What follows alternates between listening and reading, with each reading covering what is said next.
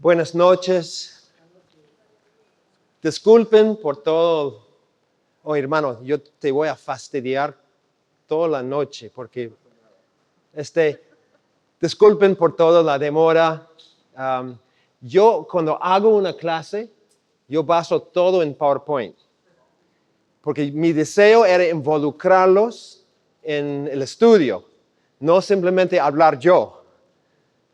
Pero no se puede, entonces vamos a ver cómo podemos involucrar a todos, porque en el aprendizaje no se trata simplemente de ser pasivo y escuchar, sino de descubrir juntos con el profesor.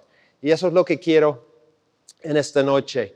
Bueno, como dijo Wilder, yo con mi familia estuvimos 15 años en Perú trabajando y ahora vivimos en Estados Unidos, pero mi ministerio es viajar y enseñar. Y siempre es un gozo para mí estar en Perú. Amo este país, amo el pueblo, no amo el tráfico, pero ¿qué puedo hacer? Bueno, vamos a orar antes de empezar. Oremos. Gracias, Señor, por este tiempo. Gracias que tú eres un Dios soberano, que este problema no es un problema para ti. Tú tenías conocimiento de esto hace mucho tiempo. Entonces tú tienes un propósito. Y yo te pido, Señor, que tú uses este tiempo para nuestro bien, para nuestro crecimiento, para nuestra fe. Lo que queremos, Señor, es conocerte a ti mucho más. No queremos simplemente llenar la mente. Queremos tener un corazón transformado. Y solo tú lo puedes hacer. Entonces te pedimos, por favor, que seas tú enseñándonos, a pesar de mis pecados, a pesar de mis limitaciones, a pesar de todas mis fallas. Úsame para tu gloria, Señor. Habla a través de este pecador, para tu gloria, para la edificación de tu iglesia y para la transformación de este mundo. Te amamos, te glorificamos y oramos en el nombre de Cristo Jesús. Amén. Ahora se va.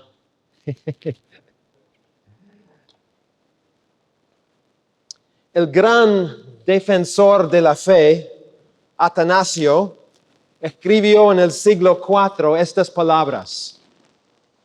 Porque Él se hizo hombre para que nosotros fuésemos hechos Dios.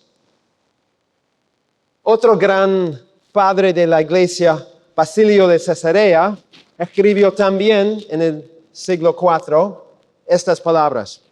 Cuando un rayo de sol cae sobre una sustancia transparente, la sustancia misma se vuelve brillante e irradia luz desde sí misma. Así también las almas portadoras del Espíritu, iluminadas por Él, finalmente se vuelven espirituales y su gracia se envía a los demás.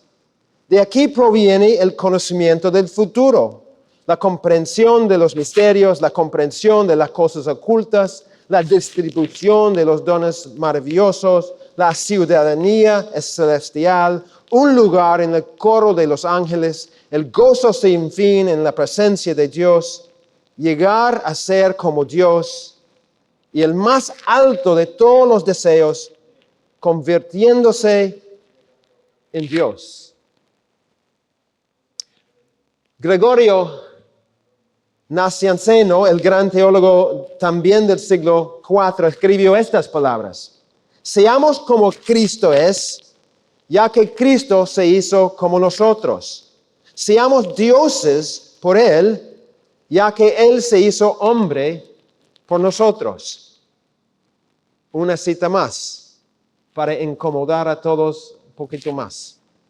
Finalmente, Máximo el Confesor, un monje cristiano del VII siglo, escribió, Dios y el hombre son paradigmas el uno del otro, de que tanto como Dios se humaniza ante el hombre a través del amor a la humanidad, tanto el hombre ha podido deificarse ante Dios a través del amor. Todas estas citas son simplemente una pequeña muestra de una cantidad de citas que enseñan la misma cosa. Quizás debo ir a las Escrituras para ver si las Escrituras dicen la misma cosa. Entonces, déjenme leer Salmo 82:6, donde el salmista dice, yo dije, vosotros sois dioses y todos vosotros hijos del Altísimo. El mismo texto de Salmo 82, Jesús cita en Juan 10, 34 y 35. Jesús les respondió, ¿no está escrito en vuestra ley, yo dije, dioses sois? Si llamó dioses a aquellos a quienes vino la palabra de Dios y la escritura no puede ser quebrantada. Último texto. Segundo de Pedro 1:4, dice Pedro que llegamos a ser participantes de la naturaleza divina. Todas estas citas, tanto de los padres de la iglesia como las citas de la Biblia, todos están diciendo la misma cosa. Lo que muchos cristianos de ciertas tradiciones llaman deificación o teosis o divinización. La deificación es una doctrina que para nosotros parece muy raro, ¿no es cierto? Estoy viendo en las caras de todo lo que yo siempre veo donde yo vivo, detrás de mi casa, llegan venados. Y esos venados cuando entran en la calle y hay una luz brillante, ¿qué hacen venados?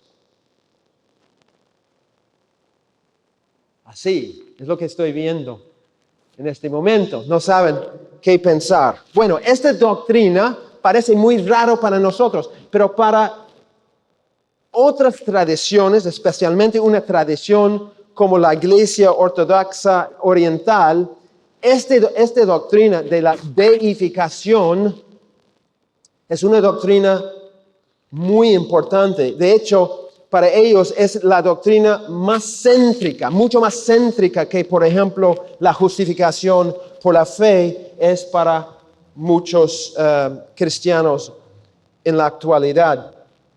Por ejemplo, un autor comenta la teosis o la deificación es el objetivo final por el que todas las personas deben esforzarse. El bendito telos, o sea, propósito final, para que Él fueron hechas todas las cosas. Bueno, esas tradiciones y estas escrituras enseñan el concepto de la divinización, la deificación, la teosis, que básicamente la idea es que, como dijo Atanasio, Dios se hizo hombre para que nosotros llegamos a ser Dios. Tranquilos, tenemos que ver qué querían decir ellos con eso y qué quiere decir Pedro cuando Pedro dice que nosotros hemos llegado a ser participantes de la naturaleza divina. ¿Tenía en mente Pedro que nosotros de verdad vamos a llegar a ser un Dios?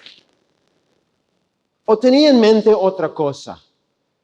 Entonces, eso es lo que quiero hacer. Básicamente, esta noche yo tengo dos propósitos.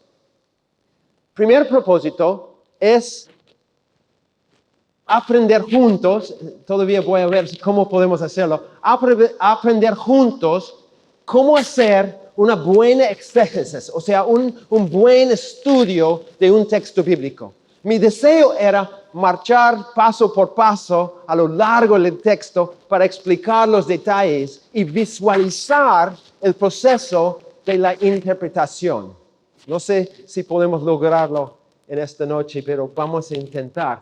Y segundo, quiero que podamos entender con claridad lo que Pedro quiso decir en este texto de 2 de Pedro 1, 3 al 11. Es el texto que quiero ver con ustedes. Entonces, si tienen sus Biblias, por favor, si tienen sus Biblias, vamos a ver este texto de 2 de Pedro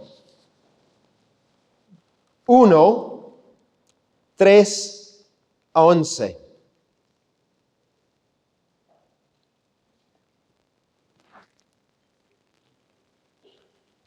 Si están ahí, antes de leer, se puede dividir este texto básicamente en dos partes. La primera parte, los versos 3 y 4, Pedro habla de la provisión de Dios para una vida piadosa. Y la segunda parte, los versos 5 a 11, Pedro toca el tema de la responsabilidad del creyente para una vida piadosa. Entonces, la primera parte es lo que Dios ha provisto y la segunda parte, cuál es la responsabilidad del creyente en todo este proceso de una vida piadosa. Vamos a empezar con la primera parte, entonces, la provisión de Cristo para una vida piadosa.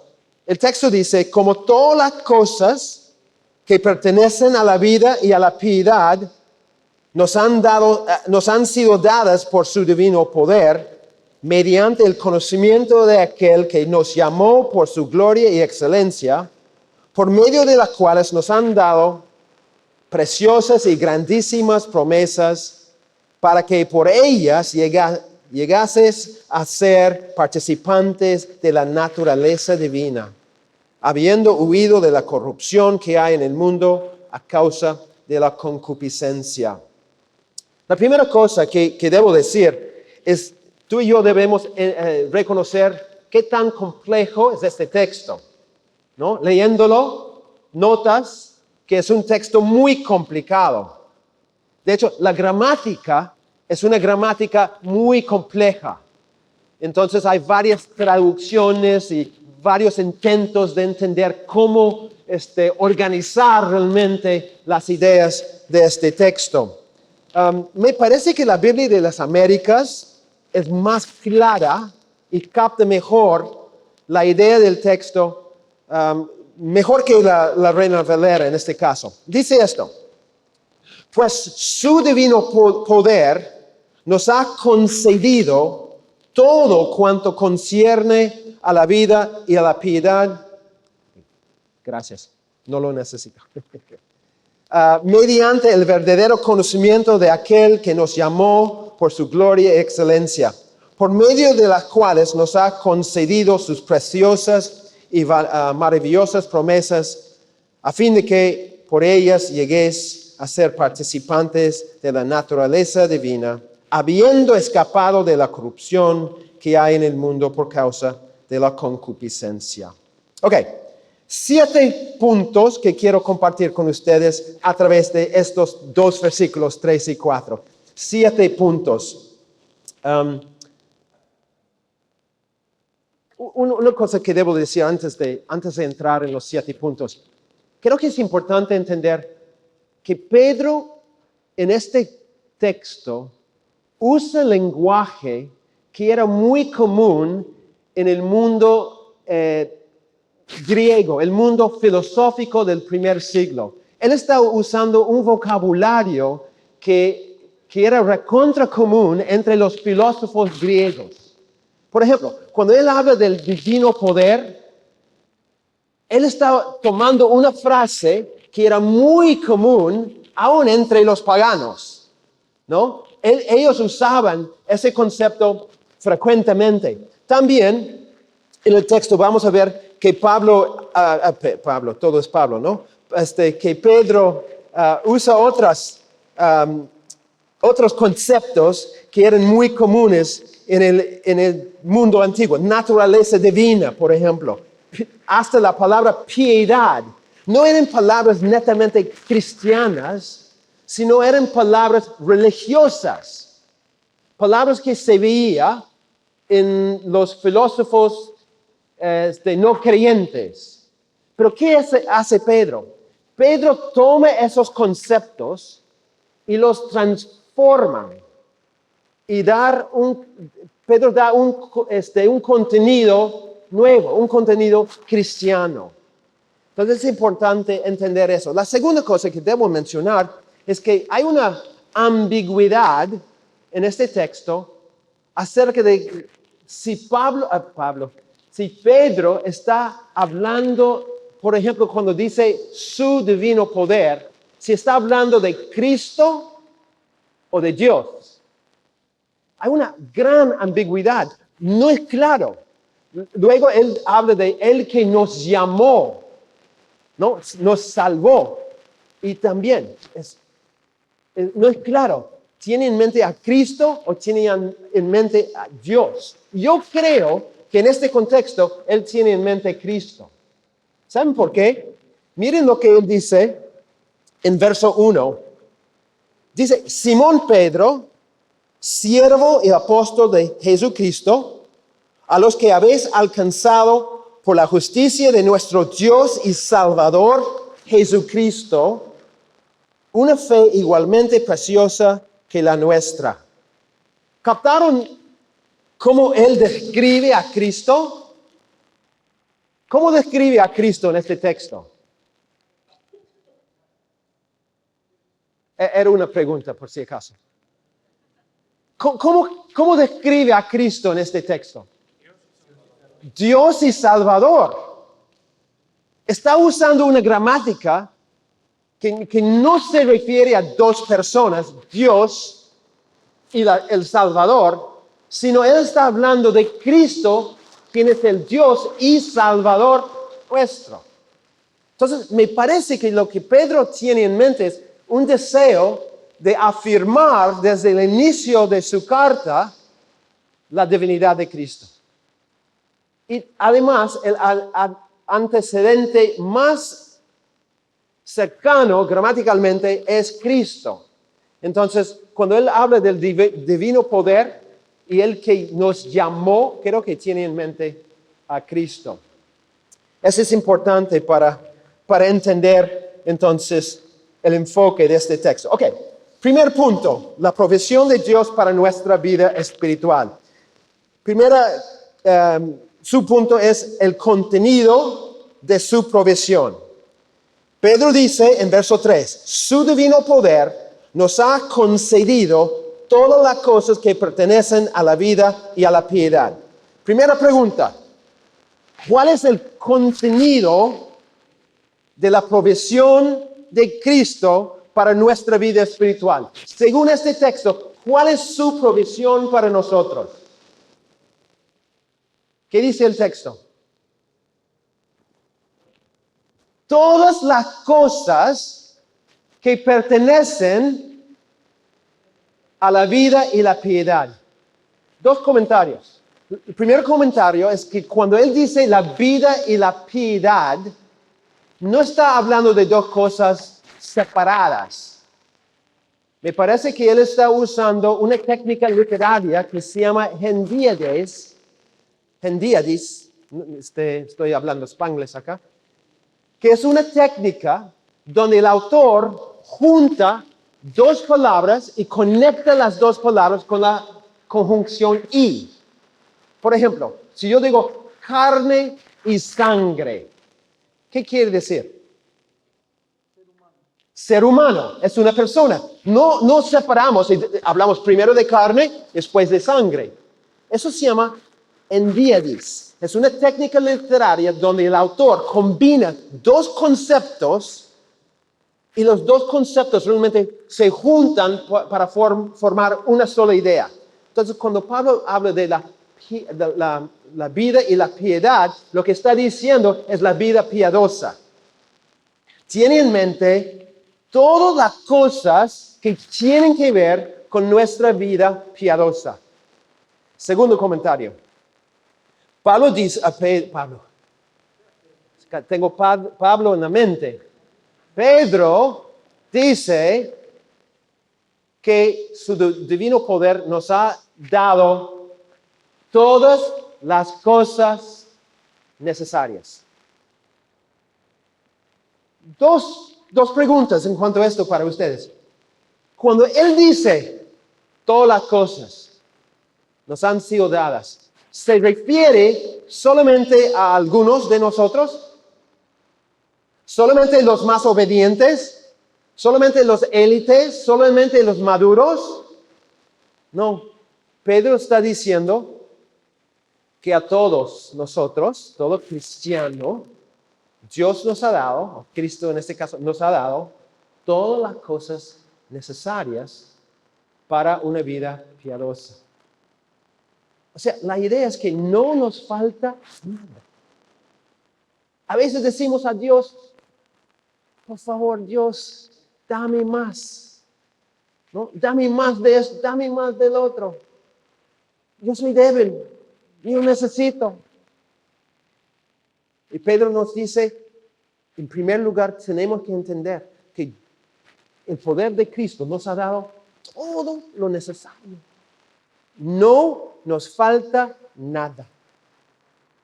Ahora, hay otros obstáculos, otros problemas, y eso entendemos, ¿no? En todo el proceso. Pero tenemos que empezar donde Él empieza. El recurso de Dios para nuestra vida espiritual es un recurso completo. No podemos echar la culpa a Dios y decir, me falta, por favor. Me has dado un poquito, yo necesito más. No, Dios nos ha dado todo lo necesario para una vida espiritual. Segundo punto, el agente de la provisión. ¿Qué es lo que está detrás de la provisión de Dios para nosotros? ¿Cuál es, digamos, la fuente de todas las cosas que nosotros necesitamos para una vida espiritual? ¿Cuál es la fuente? Su divino poder. Ahora, como mencioné, creo que tiene en mente el poder de Cristo. El poder de Cristo es la fuente que nos ha provisto todo lo necesario para una vida espiritual. Llama el poder de Cristo un poder divino. Eso significa que Cristo tiene el mismo poder que tiene Dios. No hay una diferencia. No es que Dios tiene una fuente de poder, Cristo tiene otra fuente. No, es el mismo, es una fuente divina de poder. ¿Cuál es la implicancia del hecho de que necesitamos que alguien o algo nos provee las riquezas espirituales y que sea el poder de Dios? ¿Cuál es la implicancia para nosotros? ¿Qué dice acerca de nosotros?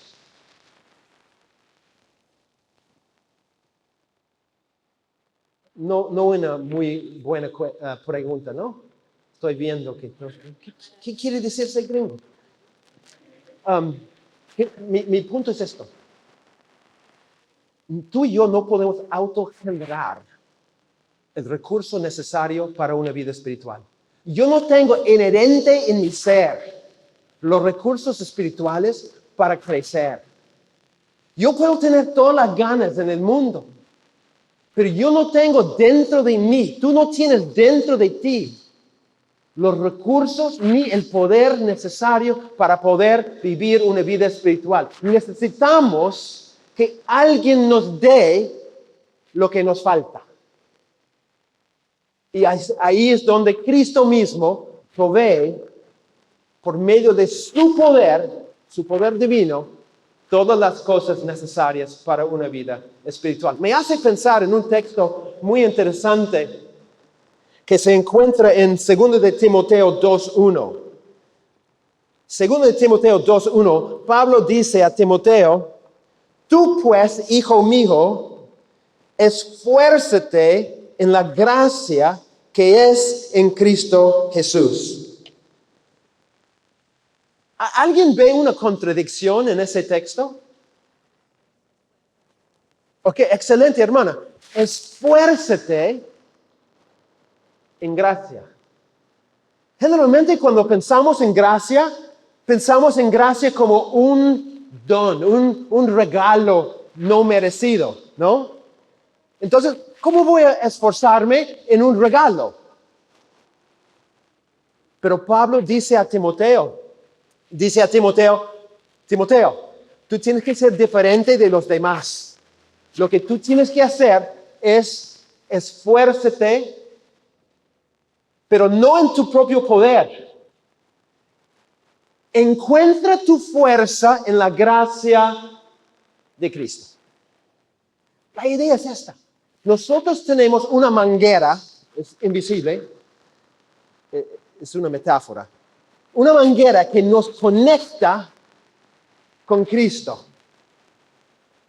Y esa manguera bombea hacia nosotros un recurso que necesitamos. ¿Cuál es ese recurso? Su gracia. Su gracia.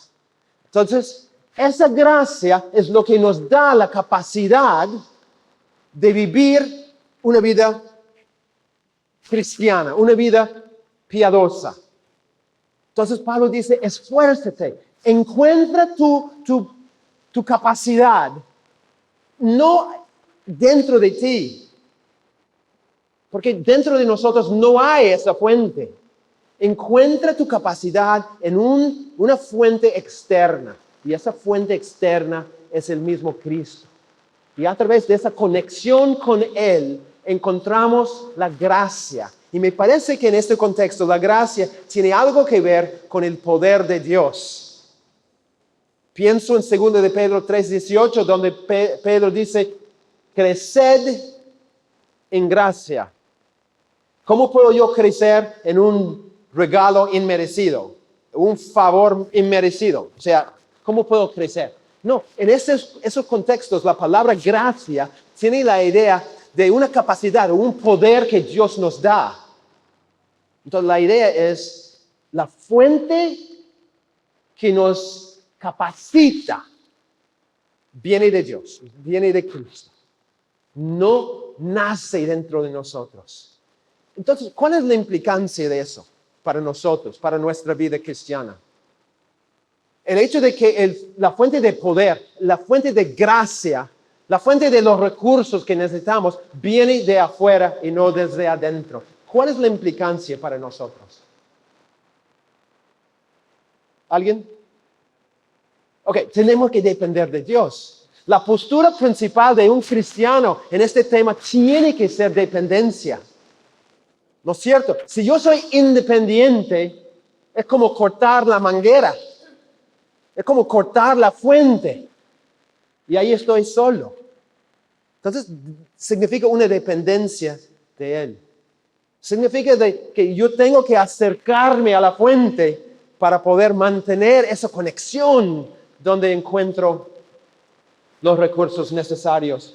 Otro texto que me parece importante es Filipenses 2:12-13. Donde Pablo dice, por tanto, amados míos, como siempre habéis obedecido, no como en mi presencia solamente, sino mucho más ahora en mi ausencia, aquí viene el mandato.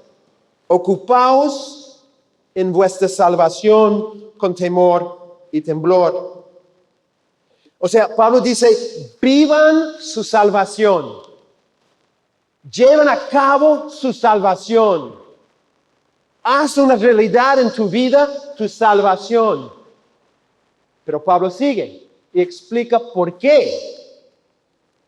En verso 13, porque Dios es el que en vosotros produce así el querer como el hacer por su buena voluntad. Dios nos llama a vivir nuestra salvación, pero no nos deja ahí con nuestros propios recursos. Él mismo dice, yo soy Él que provee el poder y las ganas. Yo soy Él que provee la gracia en la cual tienes que esforzarte y los deseos que te va a motivar a buscar más y más de mí. Todo viene de Dios. Todo viene de Dios. Entonces, la provisión de Dios, según de Pedro, es todas las cosas necesarias para una vida piadosa. El agente que provee es Cristo por medio de su divino poder. Porque necesitamos ese poder, porque no tenemos los recursos innatos en nosotros. No somos independientes, dependemos netamente de Él para toda posibilidad de crecer. Número 3, el medio de la provisión. ¿Cuál es el medio de la provisión? ¿Cómo es que ese poder trae a nosotros esos recursos espirituales? Depende, por ejemplo, de si yo vivo una vida santa. Depende de la profundidad de mi compromiso. Depende del extento de mi esfuerzo. ¿De qué depende esto? Pedro es muy claro cuando él comunica cuál es el medio a través del cual el cristiano puede vivir una vida transformada. Pedro dice, su divino poder nos ha concedido todas las cosas que pertenecen a la vida y la piedad mediante, aquí es el medio, mediante el conocimiento de aquel que nos llamó por su gloria y excelencia. ¿Cuál es el canal? ¿Cuál es el canal por medio de que Dios provee los recursos espirituales necesarios para nosotros? El conocimiento de Cristo. El conocimiento de Cristo. Ahora, ¿qué quiere decir eso? Podemos pensar que la idea es, mientras yo voy creciendo en conocimiento, me da más y más y más y más. Entonces la persona que tiene más conocimiento, ¿no? Daniel tiene su doctorado, entonces él está aquí. Entonces él tiene más recursos que la persona que nunca ha estudiado, porque él tiene más conocimiento de Cristo que la otra persona. ¿Así es lo que Pedro quiere decir? No. Cuando él habla del conocimiento, por medio del conocimiento de Cristo, ¿qué tiene en mente entonces? ¿Cómo? Ok, bueno, algo aún más inicial que eso. La salvación. Está hablando de nuestra conversión. O sea, cuando uno llega a conocer a Cristo, o en el lenguaje que usamos, cuando alguien se convierte, ese es el momento. ¿Qué hace Dios en ese momento? Nos da todas las bendiciones, todos los recursos para nuestra vida espiritual. O sea, no es algo que Él me da después. No es algo que Él me da porque yo he llegado a cierto nivel. ¡Ay, qué bacán! Jim tiene su doctorado, ahora puede recibir. No. En el momento de la salvación, Dios abre una cuenta espiritual con el nombre de cada creyente y Él llena esa cuenta espiritual con todos los recursos espirituales que nosotros necesitamos para vivir una vida espiritual. No hay distinción de personas. No es que alguien viene de Estados Unidos, va a recibir más. Alguien es misionero, va a recibir más. No. Cada creyente tiene el mismo acceso a los mismos recursos para la misma meta, la vida piadosa. Él abre la cuenta, llena la cuenta. Ahora, yo entiendo que hay mucho más, es mucho más complicado, ¿no? Ya yo tengo todo, entonces yo puedo vivir una vida perfecta. No es así. Pero el punto de Pedro es esto. Ningún creyente falta ningún recurso espiritual para vivir una vida piadosa. ¿Hay otros obstáculos? ¿Hay otros problemas? ¿Hay otras barreras? Por supuesto que sí. Pero no podemos echar la culpa a Dios y decir, no me has dado todo lo que necesito. Pedro dice claramente, todos los recursos Él ha depositado en nuestra cuenta. Ahí está. Ahí está. Para todo creyente, no hay niveles Eso es algo muy importante. Tú no puedes decir, no, pero es que porque el pastor, no es pastor. Por eso Dios espera más de él. No. Todos en el momento de ese traslado de en Adán a en Cristo, Dios traslada también todos los recursos necesarios para una vida espiritual.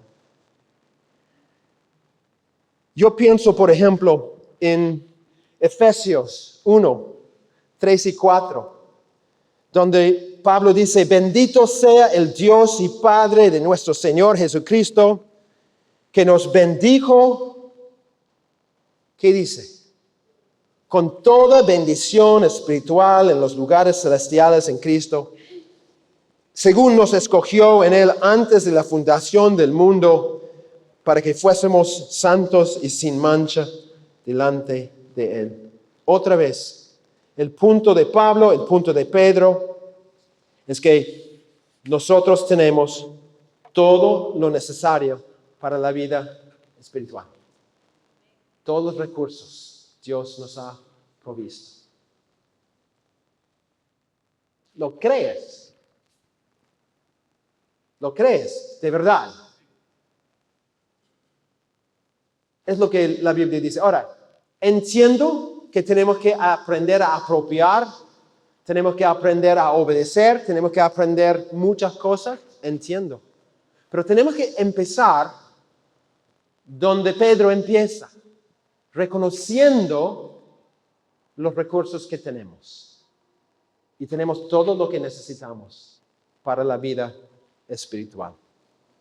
En otras palabras, cuando Dios nos mira a través de esa provisión que Él nos ha dado. Por ejemplo, escuchen este texto, Hebreos 10:10, hablando de cómo Cristo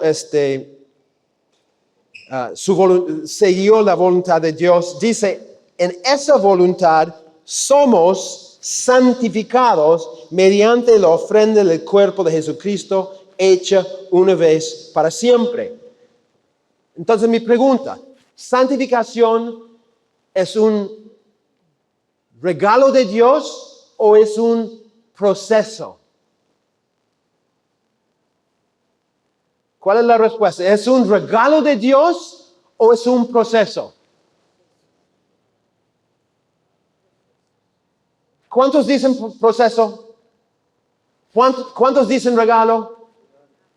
¿Cuántos no quieren decir? La respuesta es sí. Es a la vez un regalo y un proceso.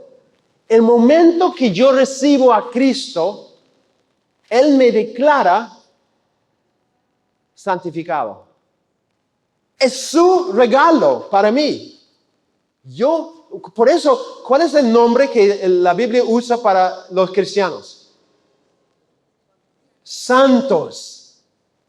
¿Por qué? Porque nuestra posición ante Dios es de santidad.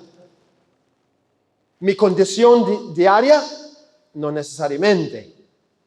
Pero el regalo que Dios me da en el momento de la salvación, Él me declara santificado. Santificado. Toda la vida cristiana no es nada más que vivir lo que soy. Me declara santo, ahora yo tengo que empezar a vivir en santidad. Pero eso demora toda la vida. Ese es el proceso. Pero el proceso empieza con la declaración de Dios y el regalo de Dios de llenar mi cuenta espiritual con todo lo que yo necesito para que mi vida pueda ajustarse con mi posición ante Él. Otro texto. Hay montones, pero uno más. 1 Corintios 6, 9 a 11. ¿No sabéis que los injustos no heredarán el reino de Dios? No os engañéis, ni los fornicarios, ni los idólatras, ni los adúlteros, ni los afeminados, ni los homosexuales, ni los ladrones, ni los ávaros, ni los borrachos, ni los maldicientes, ni los estafadores heredarán el reino de Dios. Y esto haréis algunos de vosotros, pero ya habéis sido lavados, santificados, justificados en el nombre del Señor Jesucristo y por el Espíritu de nuestro Dios. Pablo reconoce el pecado, el pasado de las personas, pero reconoce que algo pasó. Morimos. Has aceptado tu muerte. Morimos con Cristo. Y cuando morimos con Cristo, todo lo que éramos antes de conocer a Cristo murió. El viejo hombre murió. No existe. ¿Y qué somos ahora? Santificados. Es una realidad. No es un sueño. No es simplemente una promesa, es una realidad.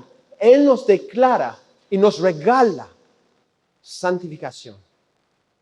Ahora mi vida tiene que ajustarse a mi nueva identidad. Yo soy ya santificado, pero ahora tengo que vivir, y eso es un proceso, lo que soy. Tengo que aprender a caminar como una persona santificada. Y eso demora toda la vida. No obstante, es importante captar lo que Pedro dice en este texto, que el medio de ese regalo es nuestra conversión. Recibimos todo lo necesario el momento que nosotros nos entregamos a Cristo, el momento que Dios nos salva. ¿No? En ese momento, Él deposita todo lo necesario en nuestra cuenta espiritual. El mero hecho de ser un cristiano significa que hemos recibido todos los recursos necesarios para vivir una vida piadosa. Número 4. Pedro menciona otra provisión de Dios. Miren lo que dice en el verso 4. Pedro comenta que fue por la gloria y excelencia de Cristo que hemos recibido preciosas y grandísimas promesas. Y dice que es a través de esas promesas que nosotros llegamos a ser participantes de la naturaleza divina. Es muy triste en este texto que Pedro no nos dice cuáles son estas promesas. No comenta Pedro, no identifica cuáles son estas promesas. Pero es interesante porque usa una palabra para promesa que no es la palabra común para promesa. De hecho, la palabra que Pedro usa solamente aparece 2 veces en la Biblia, y las 2 veces en 2 de Pedro. La otra vez que él usa esta palabra, que es una palabra no común, es en 2 de Pedro 3:13. Entonces, noten, quizás aquí tenemos una pista de lo que Pedro quería decir. En verso 10 del capítulo 3, él dice, pero el día del Señor vendrá como ladrón en la noche, en el cual los cielos pasarán con gran estruendo, y los elementos ardiendo serán deshechos, y la tierra y las obras que en ella hay serán quemadas. Puesto que todas esas cosas han de ser deshechas, ¿cómo debéis vosotros andar en santa y piadosa manera de vivir? Esperando y apresurándonos para la venida del día de Dios, en el cual los cielos encendiéndose serán deshechos y los elementos siendo quemados se fundirán. Pero nosotros esperamos, según sus promesas, cielos nuevos y tierra nueva en los cuales mora la justicia. Es interesante, la única vez que Pedro usa la palabra promesa, que él usa en capítulo 1, es acá. Y él habla acá de la promesa del nuevo cielo y nueva tierra. No sé si es lo que Pedro quería decir en capítulo 1, pero es interesante que él use esa palabra solamente en esos dos textos. Bueno, el punto es, Dios nos ha dado un montón de promesas, sean cuales sean, y por medio de esas promesas nosotros podemos llegar a participar en la naturaleza divina. Ok, ¿cuál es la fuente de esa provisión de las promesas? Él dice, su gloria y virtud. O sea, es la excelencia y el esplendor de Cristo que provee las promesas, las grandes y excelentes promesas que tenemos en Cristo. Ok, llegamos al punto que quería llegar, el propósito de esta provisión. ¿Para qué Dios nos ha dado todas las bendiciones espirituales? ¿Para qué el poder divino ha sido una manguera para llevarnos todo lo que necesitamos para la vida espiritual? O sea, ¿cuál es el propósito? Y Pedro dice en verso 4, ¿para qué? Y ustedes saben que la frase ¿para qué? Siempre significa propósito. Cuando estás leyendo, cada vez que ves la frase ¿para qué? Sabes que el autor está dando un propósito de algo. Y aquí es el propósito por el cual Él nos ha dado todas las bendiciones espirituales. Dice, para que por las promesas lleguemos a ser participantes de la naturaleza divina.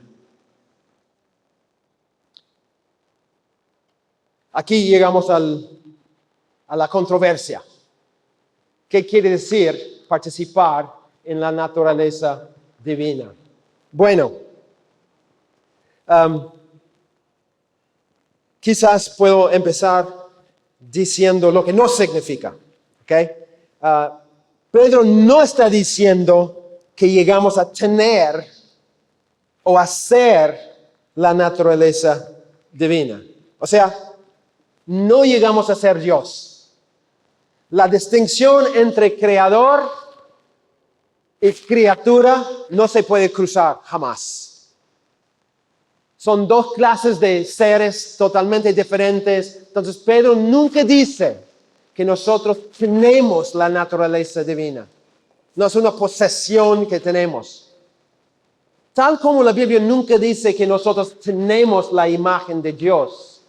¿No? La imagen de Dios no es algo que tenemos, es lo que somos, ¿no? Es nuestra identidad más básica, es lo que somos como seres humanos. Dios nos creó como su imagen. Entonces, no está diciendo acá que nosotros tenemos, tampoco que somos la naturaleza divina, sino dice que participamos. Y usa una palabra que tiene la idea de compartir algo con alguien. ¿No? Es algo que compartimos. O sea, no es una declaración ontológica. Ontológica quiere decir de la esencia de nuestro ser, en este caso. O sea, no está hablando de cuál es mi esencia como persona. No es la idea en este texto. Más bien, está diciendo de alguna manera, por medio del conocimiento de Cristo, llegamos a participar en lo que Dios es. O sea, creo que la idea tiene que ver con una participación en los atributos de Dios. O sea, reflejar lo que Dios es. Obviamente, este concepto de la naturaleza divina ha sido entendido de varias maneras. Otra vez, como mencioné al principio, es claro que Pedro está usando terminología que era común en el primer siglo, ¿no? Terminología que muchos usaban. Por ejemplo, un autor comenta que un escritor cristiano alrededor del año 100 dijera, podéis llegar a ser partícipes de la naturaleza divina, era evocar no solamente imágenes bíblicas, sino también conceptos de divinización que eran centrales en las principales filosofías helenísticas, platonismo medio y estoicismo. En las filosofías comunes en el primer siglo, hablar de llegar a participar en la naturaleza divina era algo que todos hablaban. Entonces, Pedro no está hablando de algo que era totalmente desconocido. Pero como dije antes, él derrama en ese concepto un contenido nuevo, un contenido cristiano o bíblico. Pero, por ejemplo, en el primer siglo, un filósofo griego, Plutarco, él escribió esto: las mejores almas sufren una transformación de hombres a héroes, de héroes a demonios, y de demonios unas pocas almas, al ser purificadas mediante la práctica prolongada de la virtud, llegan a participar en la naturaleza divina misma. Entonces, tú puedes ver que los filósofos usaban exactamente el mismo lenguaje. No es algo, digamos, netamente bíblico. Es algo que era común en el mundo de la filosofía en el primer siglo. Entonces, ¿cómo debemos nosotros entender este concepto? Bueno, como mencioné, Pedro está usando esta terminología, pero llenándolo con un contenido cristiano.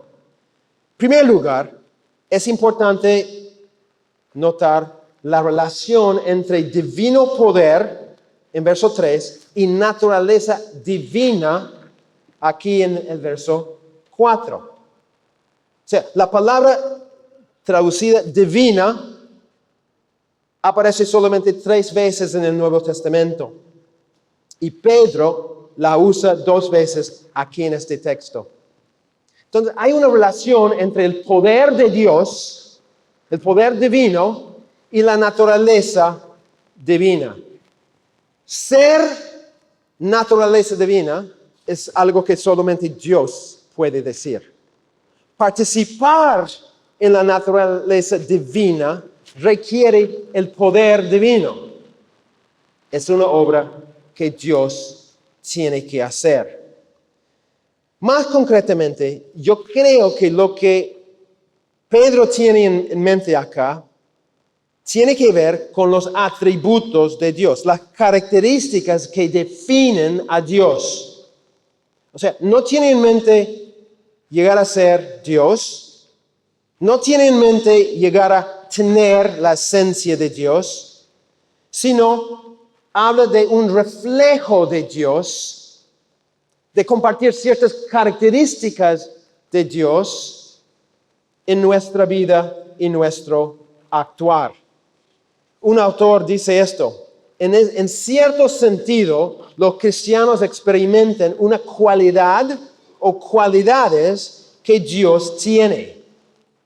Otro autor dice: segundo de Pedro no habla de llegar a ser parte de la esencia de Dios o dejar de ser humano, sino de participar de atributos divinos específicos vistos perfectamente en Cristo.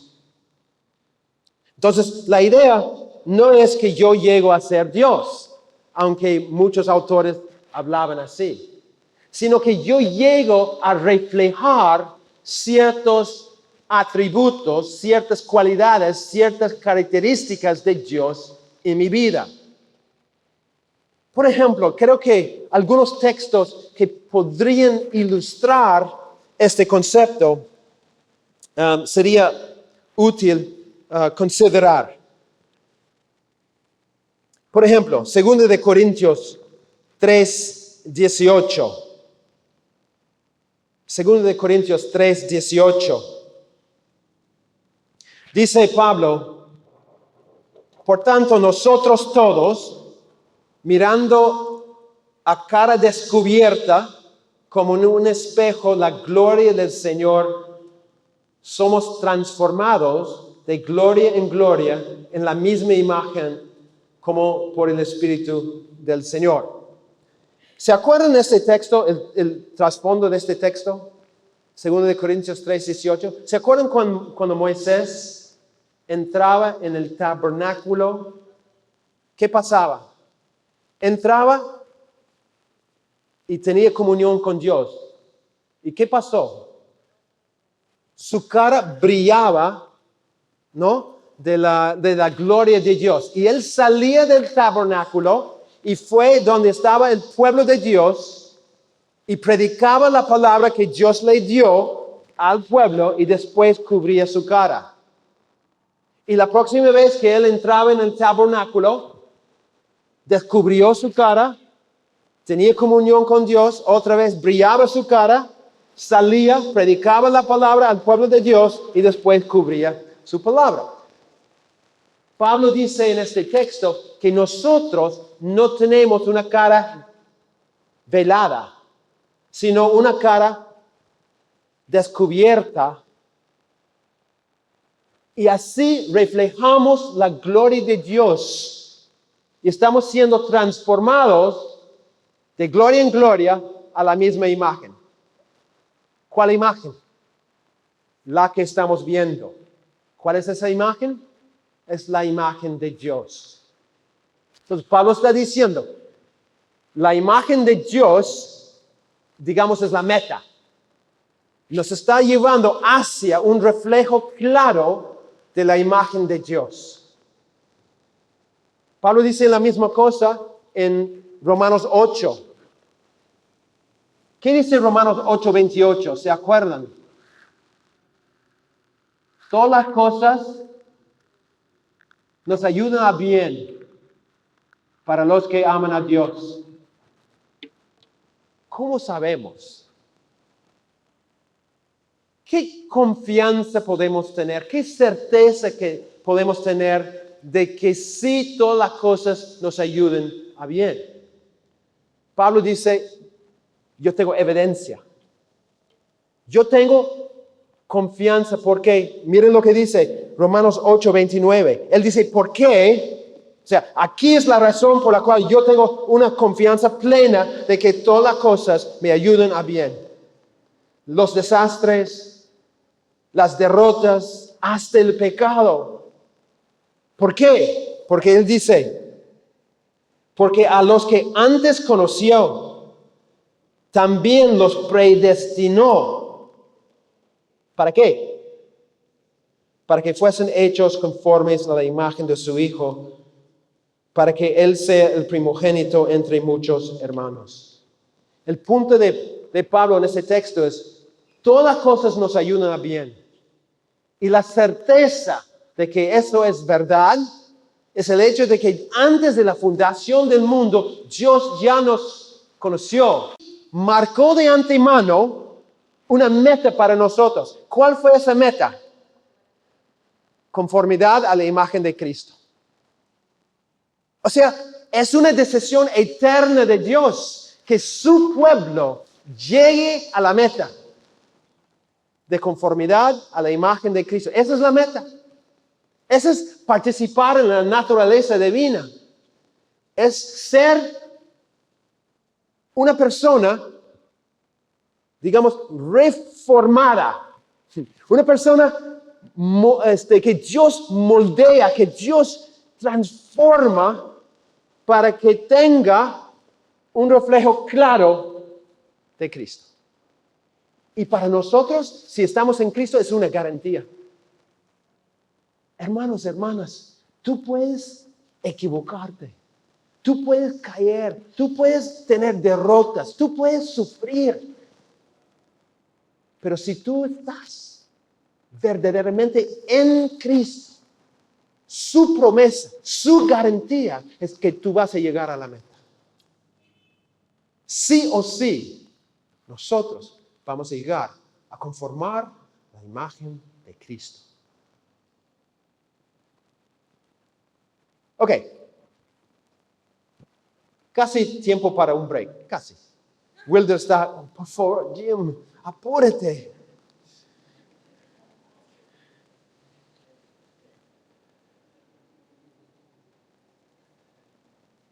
dos textos para ilustrar quizás más concretamente este concepto.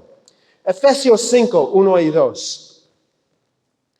Para traerlo a algo que pisa tierra.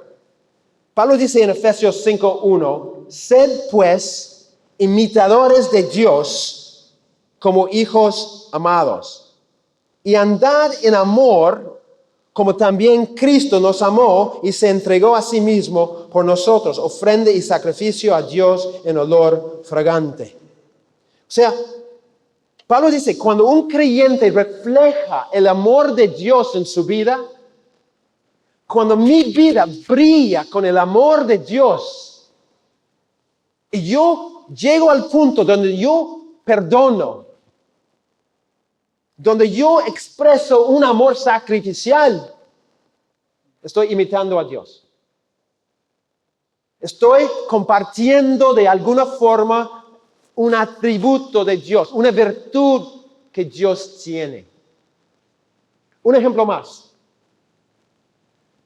Primero de Pedro 1, 14 a 16.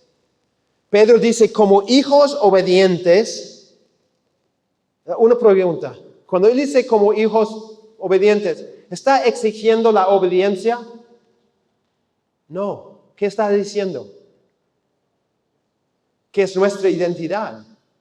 Somos en Cristo hijos obedientes. No exige aquí obediencia, sino nos declara personas que somos obedientes. Él dice, como hijos obedientes, no os conforméis a los deseos que antes teníais estando en vuestra ignorancia, sino, aquí es un contraste, el opuesto. ¿Qué debo hacer?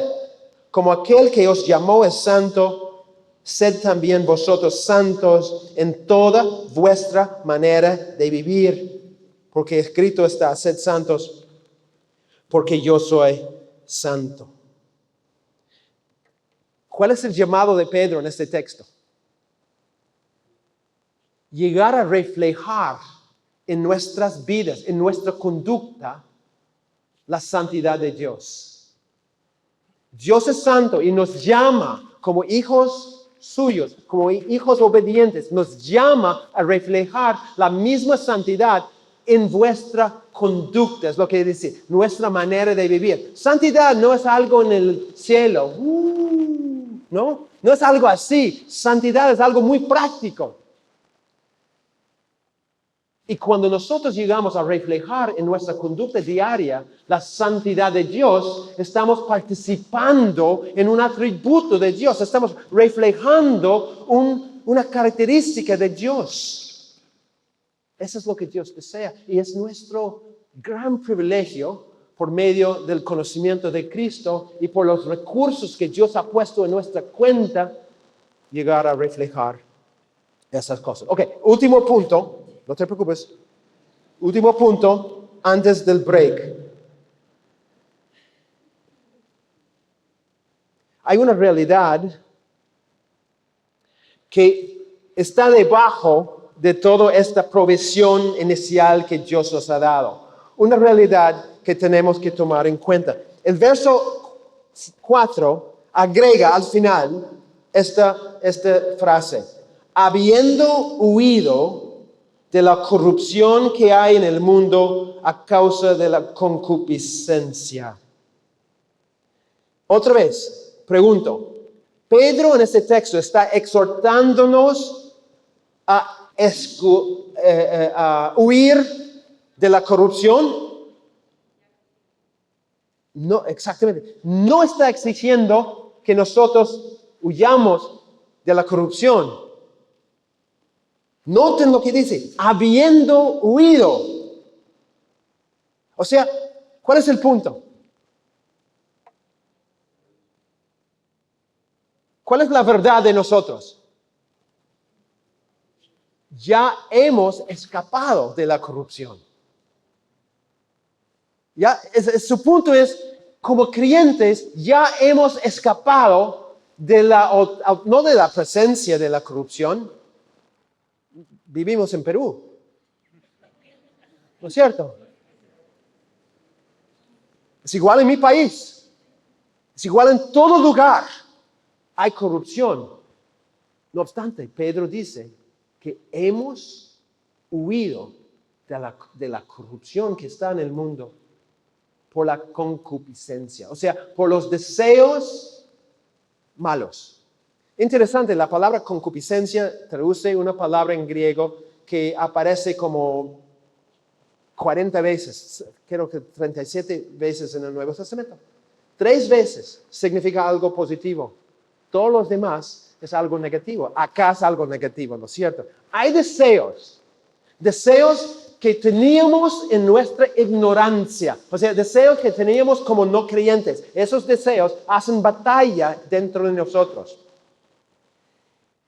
Pero Pedro dice que hemos escapado de la corrupción que está en el mundo a causa de esos deseos malos. Ya hemos escapado.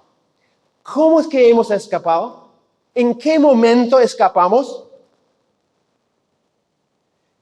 Pedro dice en el verso 2:20, en capítulo 2, verso 20. Vamos a leer 18 a 20, capítulo 2. Pues hablando palabras, está hablando de los falsos maestros. Y dice, pues hablando palabras infladas y vanas, seducen con concupiscencias de la carne y disoluciones a los que verdaderamente habían huido de los que viven en error.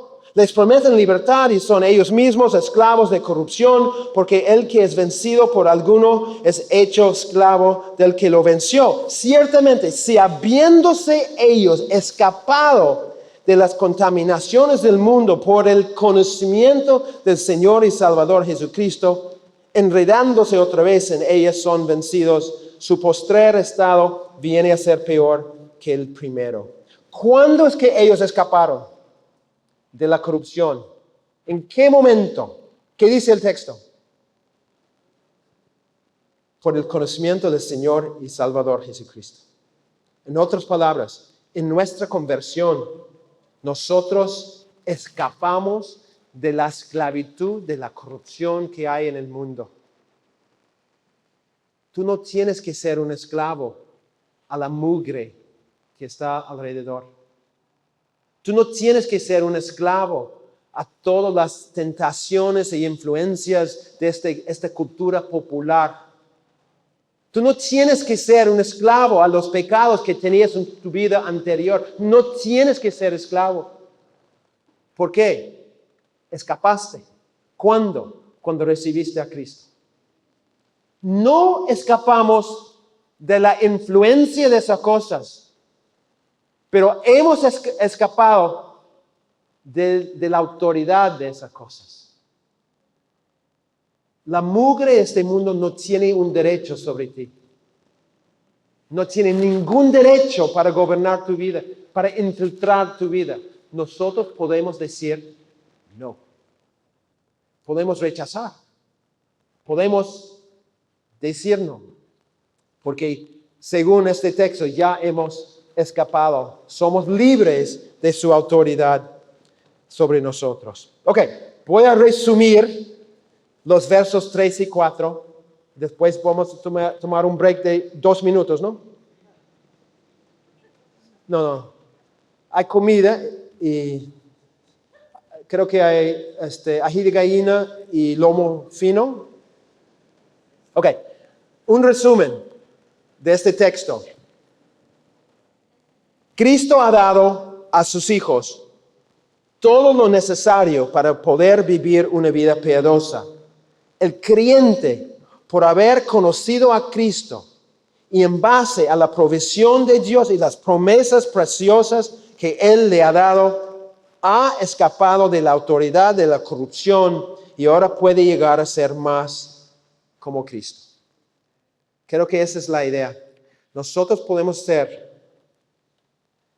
somos, en primer lugar, participantes de la naturaleza divina. No en esencia, pero podemos compartir los atributos de Dios, ciertos atributos de Dios, reflejando en cada aspecto de la vida las características, el carácter, digamos, las virtudes de nuestro Dios. Vamos a ver la segunda parte del texto. Ya hemos visto los versos 3 y 4. Ahora, la segunda parte, la primera parte era la provisión de Dios para nuestra vida espiritual. Y ahora, la segunda parte es la responsabilidad del creyente para una vida piadosa, la responsabilidad del creyente. Es importante ver la relación entre la primera parte y la segunda parte. La primera parte, Pedro echa una base y dice, si van a construir una vida espiritual, una vida piadosa, tienen que entender que la base no es tu esfuerzo. La base no es tanto lo que tú haces. La tendencia muchas veces en el mundo evangélico es exigir más y más y más y más de la gente. Te falta compromiso. Tienes que leer la Biblia más, tienes que orar más, tienes que diezmar más. O sea, como si nosotros creyéramos que la clave para una vida espiritual descansara sobre mi esfuerzo. Entonces yo digo, voy a ponerme las pilas espirituales después. ¿No? Yo voy a esforzarme más. No es la idea. El fundamento es la provisión de Dios. Todo descansa no sobre lo que yo hago, sino lo que Cristo hizo. Cuando Él murió, hizo posible nuestra transformación, nuestro avance en la vida espiritual. Entonces, Pedro echa la base y dice, en primer lugar, tiene que entender que Dios ha provisto todo lo necesario. No te falta nada. Capten la esencia de mi provisión para ti. Tú puedes. ¿Por qué? Porque Dios te ha dado todo. Cuando tú conociste a Cristo, Él llenó tu cuenta bancaria espiritual. Ahí está todo lo que necesitas. No te falta nada. Ahora, pero no es la totalidad de la historia. Ahora Pedro dice, entienden la base. Todo depende de Dios. Ahora vamos a hablar de nuestra responsabilidad. A veces en la iglesia tenemos al revés. Pero eso causa un moralismo, donde yo digo, si yo cambio ciertas cosas en mi vida, Dios va a estar feliz. Si yo cambio ciertos hábitos, ciertas tradiciones en mi vida, yo puedo agradar a Dios. No es así. Empezamos entendiendo que todo depende de Dios. ¿Y ahora? ¿Cuál es nuestra responsabilidad? Eso queremos ver en este texto. Ok. 3 cosas que quiero compartir. Primero, en versos 5 a 7, ¿cuál es la acción que nosotros tenemos que cumplir? Segundo, ¿cuál es la razón por esa acción? O sea, ¿por qué tenemos que hacer la acción? Y tercero, ¿cuál es la motivación detrás de esa acción? Entonces, ¿cuál es la acción primero? ¿Por qué? ¿Cuál es la razón por esa acción? Y tercero, ¿cuál es la motivación por esa acción?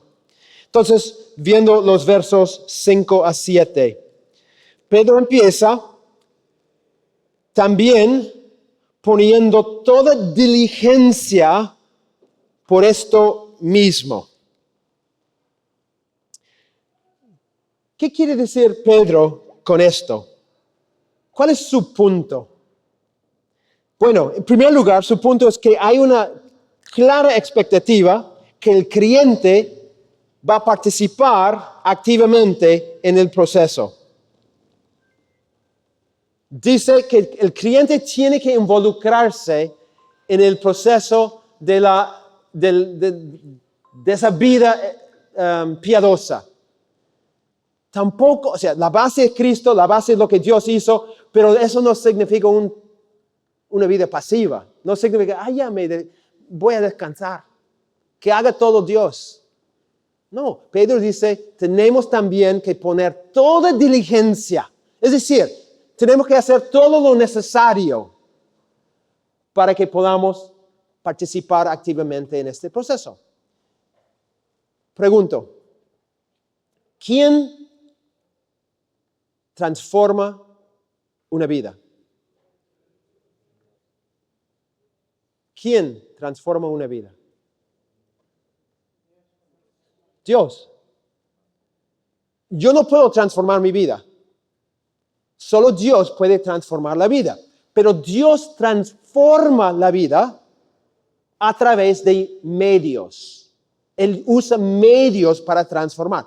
Uno de los medios que Dios utiliza para transformar una vida son nuestros esfuerzos. Nuestros esfuerzos no inician el proceso, sino son una respuesta a lo que Dios ha hecho. Dios ha hecho todo. Pero nuestra respuesta incluye una participación. Entonces Pedro dice, poniendo toda diligencia por esto mismo. O sea, no hay lugar para flojera. No hay lugar para indiferencia o pasividad. Nosotros tenemos que responder. Nosotros tenemos que trabajar. Nosotros tenemos que dar todo en este proceso, todo lo necesario para que podamos crecer. O sea, hay una urgencia en este proceso. También es importante entender en estos versículos, en 5 a 7, que Pedro está usando un género literario que era muy común en el mundo antiguo, lo que es una lista de virtudes o vicios. Entonces, o sea, el hecho de tener, ustedes han visto, por ejemplo, en Efesios 4, 17 en adelante, o en Gálatas 5, ¿no? Los frutos del Espíritu y las obras de la carne. Todos esos ejemplos eran ejemplos de géneros literarios muy comunes en el mundo antiguo. No solamente en la Biblia, sino en otros libros, donde tenían listas de responsabilidades o listas de virtudes o de vicios, exactamente, ¿no? ¿Cuál es la implicancia? La lista que Pedro tiene acá no es una lista exhaustiva. O sea, él no está diciendo, si tú tienes solamente estas características, todo va bien. Tampoco está dando pautas concretas en el sentido de, yo tengo que, miren lo que dice en el texto. Dice, no, tenemos que añadir a nuestra fe virtud. Y después da toda la lista. Él no está diciendo, primero viene una, después la otra, después. Entonces yo no puedo trabajar en el amor fraternal hasta que yo haya desarrollado virtud en mi vida. No es la idea. Pedro no está dando una pauta no concreta que es incambiable, que es tan rígido. Él está compartiendo ejemplos de virtudes que reflejan esa naturaleza divina. Esas características son características que reflejan esa participación en lo que Dios es. Y Pedro dice, voy a dar algunos ejemplos. Ahora, la fe es la base, ¿no? La fe es la base. No tenemos que agregar fe, porque la fe es el regalo de Dios y es la base de todo. Pero no basta simplemente creer y después sentarme y decir, no voy a hacer nada más, ¿no? Pedro dice que tenemos que agregar a nuestras vidas, añadir a nuestras vidas otras características. Es igual, perdóname, no quiero ofender, pero es igual con la lista de frutos del Espíritu. No es que esos 7 frutos que Pablo menciona son los únicos frutos del Espíritu, ¿no? A veces decimos, ¿dónde me hallo en esta lista? ¿No? Como si fuera una lista exhaustiva, los únicos frutos. No, hay otros frutos. Pablo está dando un ejemplo. Es igual con los dones espirituales. Decimos, solamente hay 18 dones. ¿Cómo sabes? Porque en la lista, cuando agrego todas las listas, encuentro 18 dones. No hay más. No. Pobre iglesia donde Pedro escribe su carta. Solo tiene 2. O sea, no es lógico. No es lógico. Es un ejemplo. Hay más dones. ¿No? Hay muchos más. Su punto es otro. Igual acá con Pedro. No está diciendo, aquí hay un proceso y tienes que seguir el proceso de una forma rígida.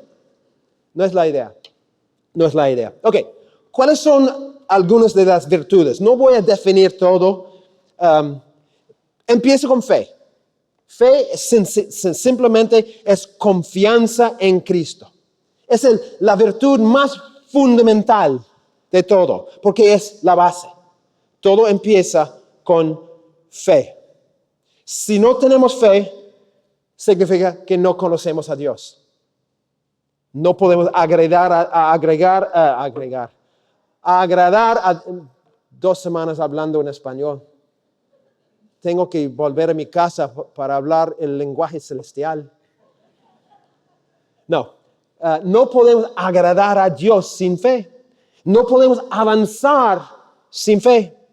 La fe es la base. Todo avance espiritual es imposible sin fe.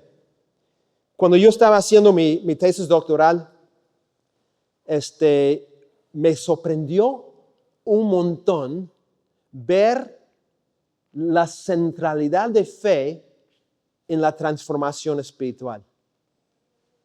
En cada contexto, cada vez que yo miraba un texto, ahí estaba debajo de todo la fe. La fe. ¿Cuál es el punto?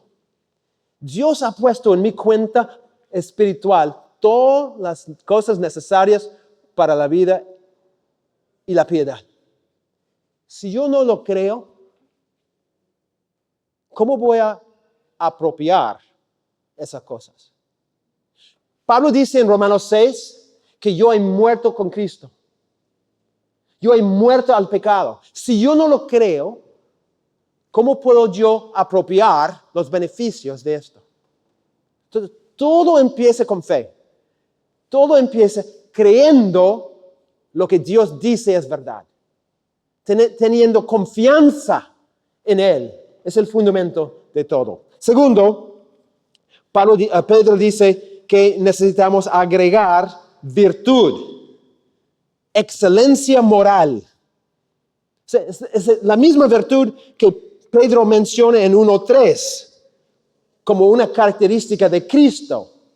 Y dice, nosotros tenemos que tener esa excelencia, todo lo que es bueno. Tenemos que agregar conocimiento. O sea, no se trata simplemente de saber ciertos hechos o entender ciertas doctrinas. Es un conocimiento personal de Cristo.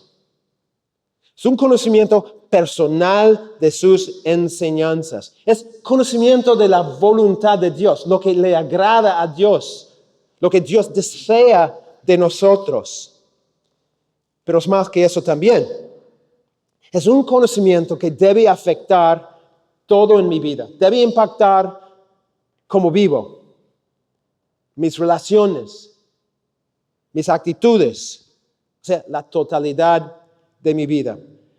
El masterclass que viene va a hablar de esto, del conocimiento y el cristiano. Después él habla del dominio propio. Es un fruto del Espíritu, ¿no? Donde la persona demuestra que sus pasiones, sus deseos, sus hábitos, sus pensamientos están bajo un control. ¿El control de quién? Del Espíritu de Dios. Por eso no me gusta dominio propio. A mí me gusta dominio del Espíritu. Porque yo no hago muy bien tratando de dominar las pasiones que yo tengo adentro, lamentablemente. Yo sufro por eso, pero cuando yo someto al Espíritu Santo esas cosas, hay otro resultado, ¿no? Entonces, dominio propio es el término correcto, pero creo que debemos entender que no es mi dominio sobre esas cosas, porque yo soy un pecador. Pero el Espíritu Santo que vive en mí produce la capacidad de superar esas influencias. Perseverancia es la virtud donde tenemos la capacidad de mantenernos firmes en la fe a pesar de las circunstancias. O sea, es la capacidad de seguir adelante en medio de pruebas, en medio de tentaciones, en medio de dificultades. Es una constancia ante el sufrimiento y la frustración y las derrotas y las aflicciones. Después, Pedro menciona piedad. Piedad es interesante, ¿no? Que Pedro exige que se añada piedad a sus vidas cuando él mismo dice en 1:3 que el poder de Cristo nos ha dado todo lo necesario para una vida piadosa, ¿no? Dice que Dios ha dado todo lo necesario para una vida piadosa y después dice, agregan a sus vidas piedad.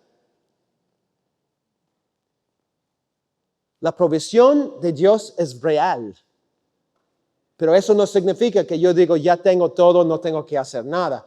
Yo también recibo el regalo de Dios, pero tengo que trabajar para que ese regalo se vea reflejado en mi vida.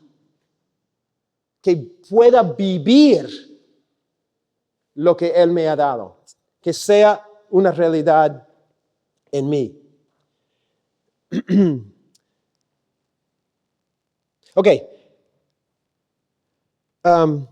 Yo entiendo la piedad cuando estudio esa palabra en el Nuevo Testamento. Significa esto: un cristianismo genuino en todo sentido. O sea, la idea es de una fe no fingida, una religión que cautive el corazón, pero que se expresa externamente en mis actitudes y mis conductas.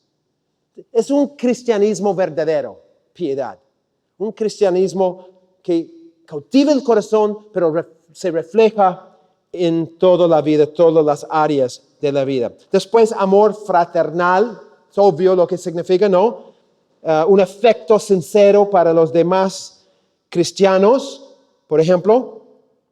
Es reconocer que realmente somos parte de una familia y es vivir como hermanos con todo lo que esto significa. Y finalmente es el amor. Ahora, hay muchos mitos en cuanto al amor, ¿no? Muchos mitos. Por ejemplo, se cree que el amor ágape es un amor especial y que el amor phileo es un amor de amistad. Probablemente no es verdad.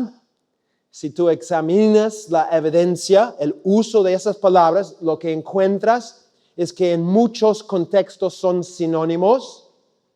En muchos contextos el amor ágape, de hecho está en la Septuaginta, la versión en griego del Antiguo Testamento, se usa ágape para referir al amor que Amnón tuvo cuando violó a su hermana.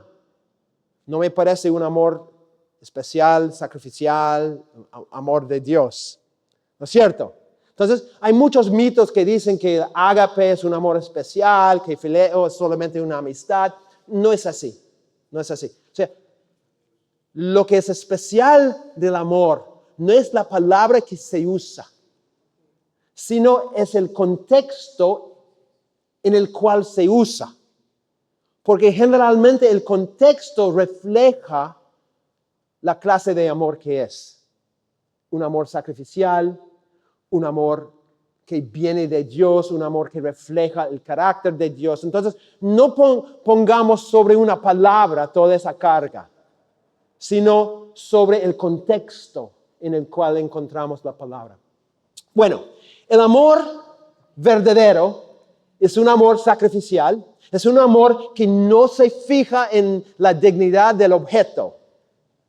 ¿No es cierto? Nosotros tenemos la tendencia de decir, pastor, yo te voy a amar porque tú eres digno, porque eres pastor. Pero la hermana es una pecadora.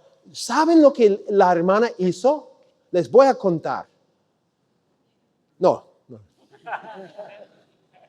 Pero ¿qué pasa? ¿Qué pasa? Yo digo, él es digno de amor, lo voy a amar. Ella no la voy a amar. Pero el amor de Dios no toma en cuenta la dignidad o no del objeto, simplemente ama.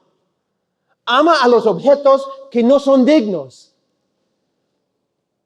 Ama a las personas rebeldes, a los pecadores. ¿No dice Pablo en Romanos 5 que el amor de Dios se demuestra a los impíos, a los indignos, a los rebeldes? Entonces, el amor es un afecto, es un compromiso, es una acción hacia el otro, sin tomar en cuenta si la persona es digna o no. Simplemente ama. Ama. 1 Corintios 13 nos dice, si no tenemos amor, no somos nada. No hemos logrado nada, no tenemos nada. El amor es la virtud más importante. Entonces, Pedro termina toda esta lista de virtudes diciendo, sobre todo, el amor. El amor. Ok, esto es la acción. La acción que Pedro está exigiendo acá es que nosotros agreguemos a nuestra fe virtudes. Ciertas virtudes. ¿Por qué?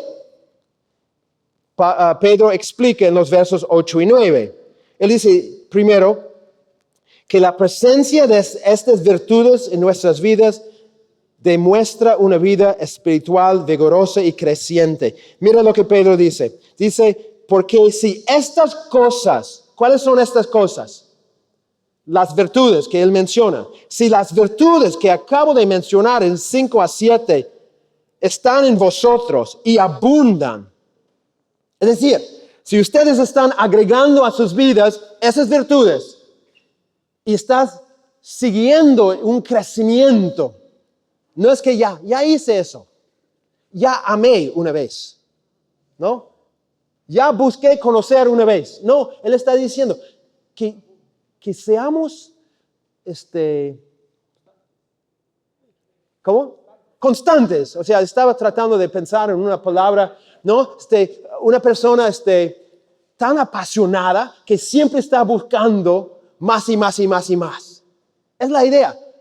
Que esas cosas están en nuestra vida y abundan, que siempre estamos en eso, en este proceso de agregar a nuestra fe un crecimiento espiritual. Él dice, si estas cosas están en vosotros y abundan, mira lo que dice, no os dejarán estar ociosos ni sin fruto en cuanto al conocimiento de nuestro Señor Jesucristo. Pero el opuesto, el contraste, pero el que no tiene estas cosas, tiene la vista muy corta, es ciego, habiendo olvidado la purificación de sus antiguos pecados. Interesante, ¿no? Olvida lo que él dijo en el verso 4, que hemos escapado de la corrupción que está en el mundo por la concupiscencia. Olvidamos la obra sacrificial de Cristo.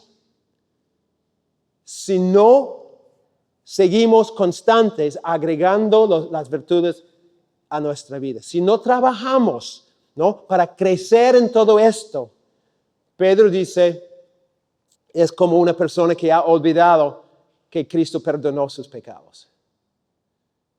Parece una exageración, pero es algo muy triste. Bueno, entonces, su punto es acá que nosotros tenemos que seguir en este proceso y la razón es porque si estas cosas están en nosotros, es una evidencia clara de que nosotros tenemos una vida espiritual vigorosa. En la primera parte, Pedro dice, porque si estas cosas están en vosotros. Eso se llama una frase condicional. ¿Saben cómo funciona una frase condicional? Una frase condicional es una frase que tiene dos partes. La primera parte tiene la palabra sí, que indica una condición. La segunda parte da una consecuencia. Si la primera parte se da, la segunda parte tiene que darse. Entonces, el punto de Pedro acá es que si estas cosas están en nuestras vidas, ¿cuál es la consecuencia? No vamos a ser ociosos, no vamos a ser sin frutos, sino vamos a mostrar un crecimiento en nuestras vidas. O sea, el camino a una vida cristiana fructífera es por medio de una diligencia donde siempre buscamos crecer en las virtudes de la fe. Si estas virtudes están presentes, si nuestra vida está demostrando un crecimiento en estas características, entonces el resultado será frutos en nuestra vida, un avance en madurez, un progreso hacia la meta de una vida verdaderamente piadosa. Pero, dice Pedro en verso 9, el que no tiene estas cosas, tiene la vista muy corta, es ciego, habiendo olvidado la purificación de sus antiguos pecados. La palabra que Pablo usa para decir que sin tener estas virtudes es una palabra, ociosa. La palabra tiene la idea de inútil. O sea, en el sentido de no tener la fuerza para producir lo que se debe producir. O sea, hace pensar en la parábola del sembrador. ¿Se acuerdan? Donde los tres terrenos no producen nada de frutos. Pedro dice, si nuestra vida no demuestra estas virtudes en un proceso de crecimiento, entonces no es una fe productiva. Es una fe inútil, una fe sin fruto.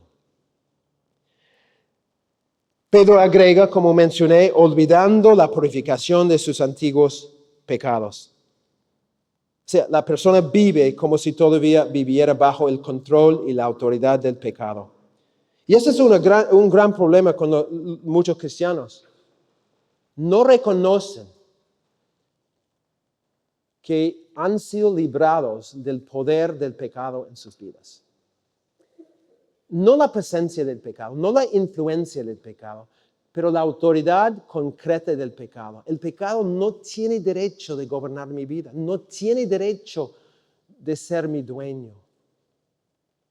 Tiene autoridad real en mi vida porque yo me someto al pecado. Pero no tiene autoridad real sobre nuestras vidas. ¿Por qué? Porque hemos muerto al pecado. Hemos sido librados de la contaminación, de la corrupción que está en el mundo. Entonces, la gente que olvida eso sigue viviendo en pecado porque no entienden. Finalmente, vemos la motivación por esa acción en los versos 10 a 11. O sea, Pedro dice en primer lugar que tenemos que vivir de tal manera que demostremos la realidad de nuestra salvación. Versos 10 y 11.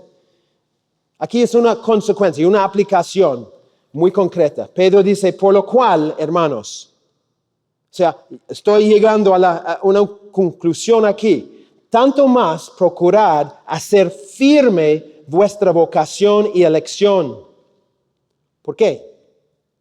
Porque debo vivir de tal forma ver en mí una salvación.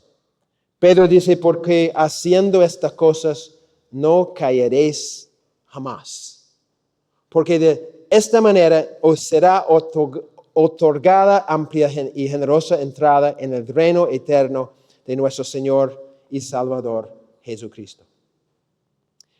Pedro está dando una aplicación. O sea, el mandato es que seamos diligentes en confirmar nuestra salvación.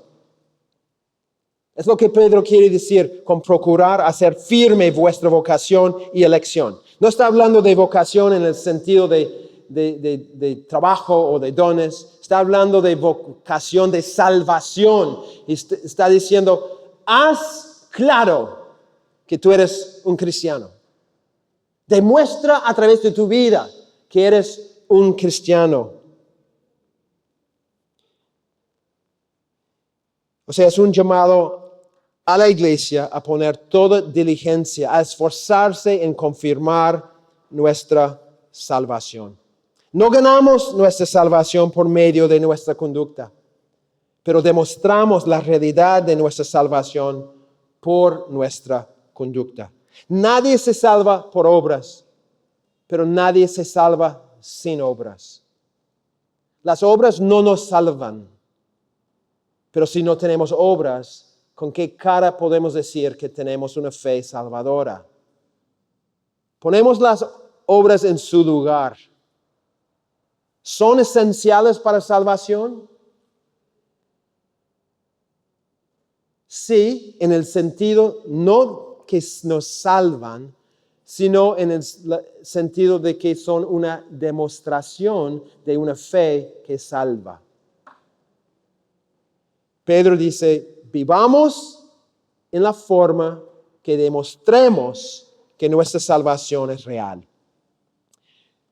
Finalmente, Pedro dice que cuando vivimos en una vida consecuente con nuestra salvación, podemos tener seguridad de nuestra salvación. Siempre se discute, ¿no?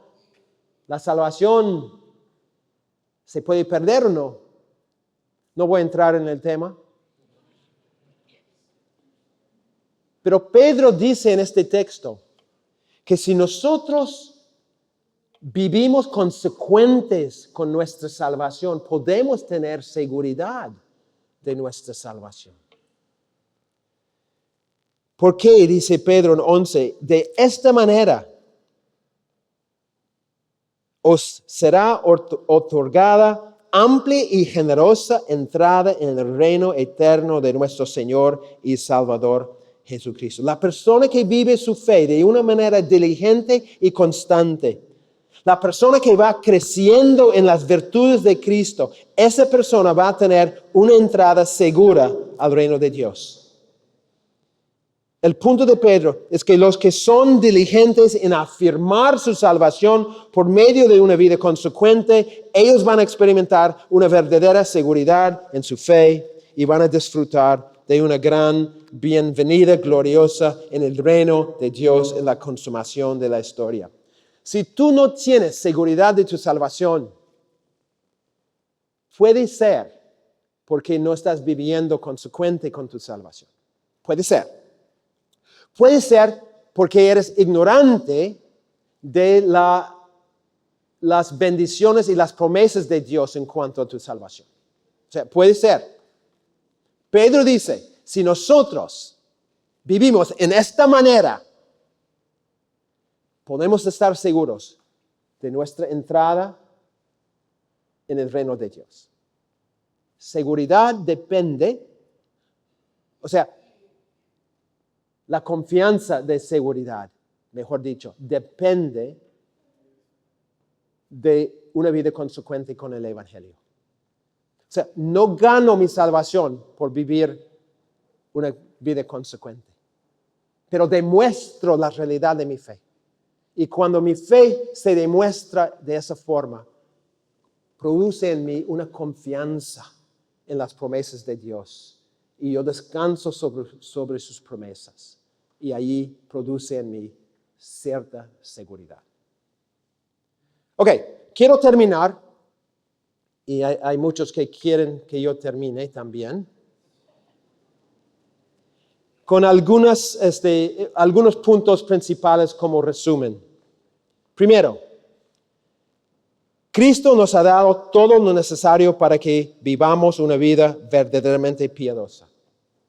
Nos ha dado todo. Número 2, recibimos esos recursos divinos al momento cuando conocimos a Cristo. No es que yo puedo merecer esas cosas después.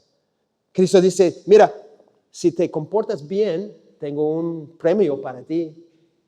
No es así, no es así. Cuando yo recibo a Cristo, recibo todo de Cristo.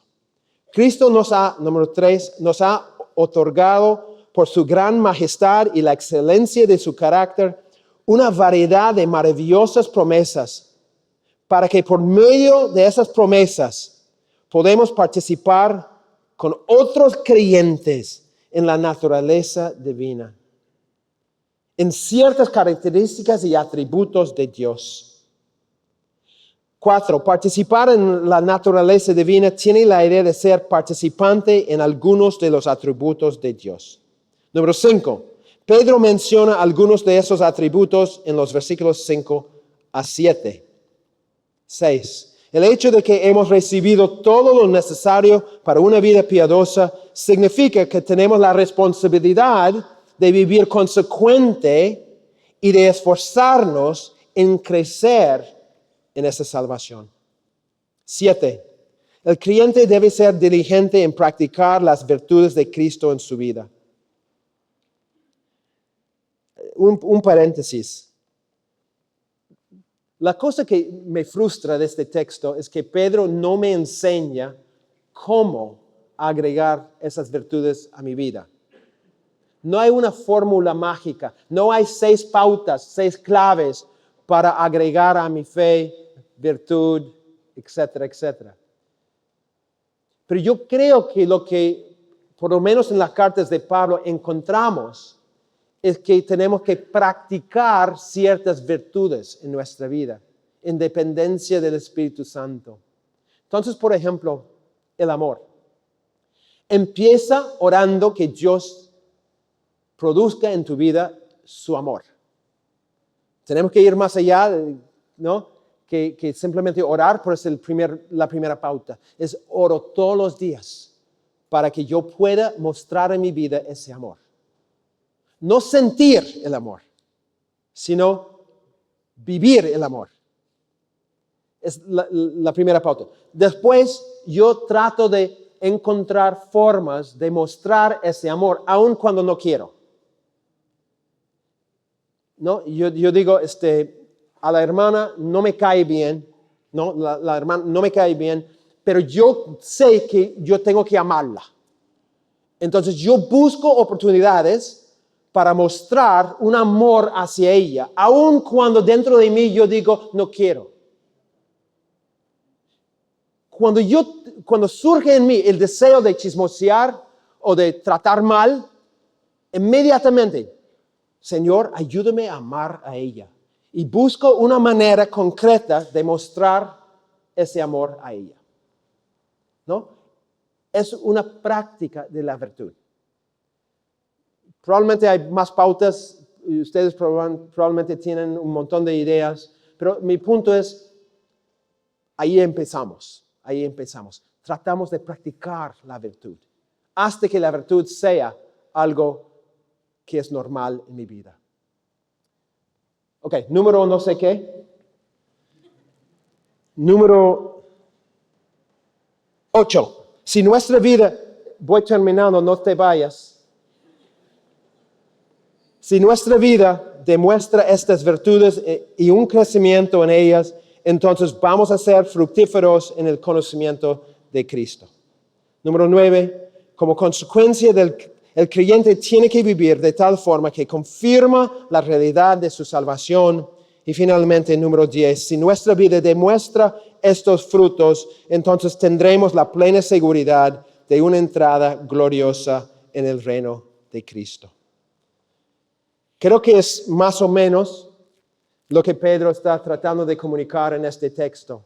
Perdónenme, yo quería caminar con ustedes paso por paso de una forma visual. No pude. El PowerPoint está en las manos de CTV. Quizás pueden enviar el PowerPoint a los que quieren tenerlo. Ya lo hicieron. Sí, mi permiso. No. Mentira. Tenían todo mi permiso, pero no me han pagado los $1,000 todavía. Seguramente van a enviarme un montón de dinero. No. Ok. Usan el PowerPoint. Usan el PowerPoint en sus iglesias si quieren mejorarlo, cambiarlo, hagan lo que quieren. Pero si han aprendido algo, úsalo para el beneficio de otros. Esa es la idea. Que nosotros podamos, ¿no?, transmitir la palabra de Dios a los demás. Ok, termino.